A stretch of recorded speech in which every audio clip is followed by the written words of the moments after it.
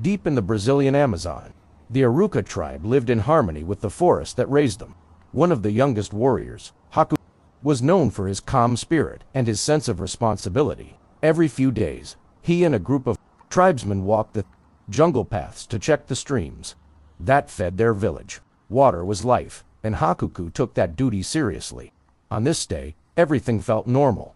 Birds called overhead, sunlight filtered gently through the canopy, and the humid air carried the smell of rain-soaked leaves. Hakuku walked with the group as they laughed, sharing stories of old hunts. But halfway through their route, Hakuku noticed something unsettling. A small stream that normally flowed clear and strong was barely trickling. Concerned, he told the others he'd catch up later, and followed the weak flow deeper into the forest.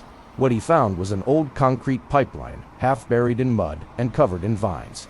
A leftover remains of a forgotten project. It was clogged with debris, blocking the water's path. Hakuku knelt down to clear the mud, humming softly as he worked. But then, he felt a vibration, faint but growing. The pipeline trembled under his hands. He froze. The birds stopped singing. Time seemed to pause. Then, with a violent burst of mud and water, a massive anaconda exploded out of the pipe. Jaws wide, fangs glistening. Hakuku stumbled backward, slipping hard into the wet ground as the snake lunged, its body thick as a tree trunk. He scrambled through the mud, every breath burning in his chest.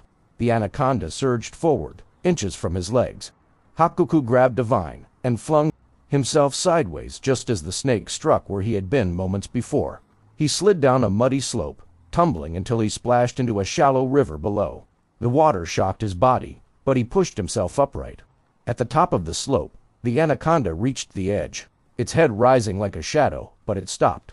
The rushing water and steep angle made it hesitate. Hakuku watched it withdraw slowly into the trees, disappearing into the jungle's darkness.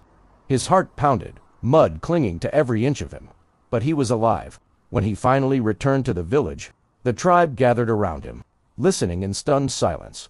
Hakuku had not only cleared the streams, Pathy had survived the jungle's most feared predator, and from that day on, the river near the old pipeline flowed stronger than ever, a reminder of just how close the forest had come to claiming one of its own.